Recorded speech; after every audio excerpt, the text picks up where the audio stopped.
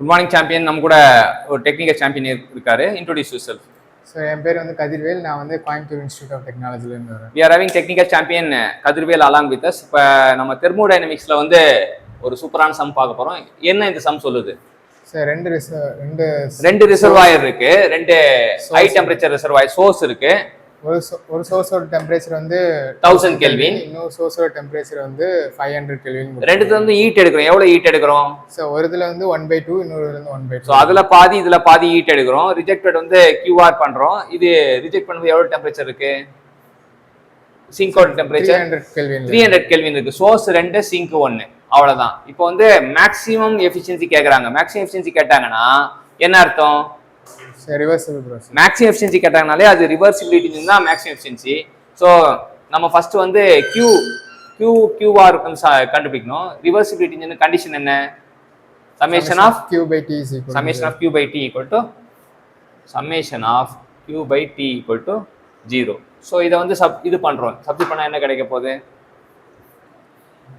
QS by QS1 by T1 plus QS2 by T2 minus QR by T3 equal to 0. So இது மூலமா QS1 வந்து என்ன சொல்லியிருக்கோம்? நம்ம தான் இது பண்ணிருக்கோம். பாதினால Q by 2 போட்டுக்கிறோம். T1 வந்து 1000 பிளஸ் அது ஒரு Q by 2. அங்க T2 வந்து 500.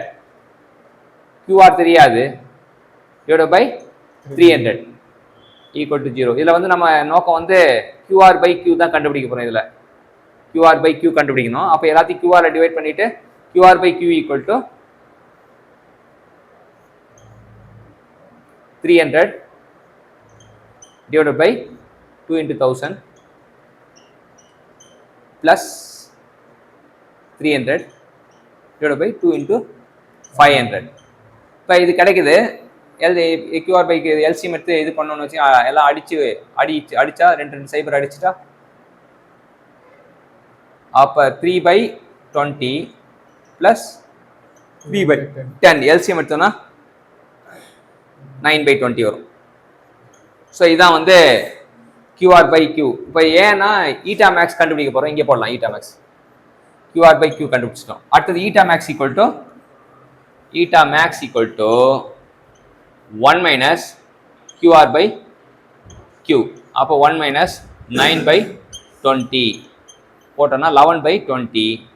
11/20 5ஆல பெருக்கணும். மேலே கீழே 5ஆல பெருக்குனா 55/100. That is equal to 55/100, 55%. So இதான் வந்து நம்மளோட இது. இப்போ ஒரு செட் ஆஃப் ரெண்டு சோர்ஸ்ல இருந்து ஹீட்டை ரிசீவ் பண்ணி ஒரு சிங்குக்கு ஹீட் ரிஜெக்ட் பண்ற இன்ஜின் தான் நம்ம பார்க்குறோம். இதோட எஃபிஷியன்சி நம்ம கண்டுபிடிக்கணும். இது வந்து மேக்ஸிமம் எஃபிஷியன்சினால நமக்கு கிடைச்சது வந்து ரிவர்சிபிள் இன்ஜினோட எஃபிஷியன்சின்னு தெரிஞ்சுக்கலாம். ஸோ இன்னைக்கு இந்த சூப்பரான ப்ராப்ளத்தை நம்ம கற்றுக் கொடுத்த கதிர்வேல் டெக்னிக்கல் சாம்பியன் ஃப்ரம் CITக்கு தேங்க்யூ சொல்லுவோம். தேங்க்யூ. அடுத்தது வாங்க பிலால் வாங்க.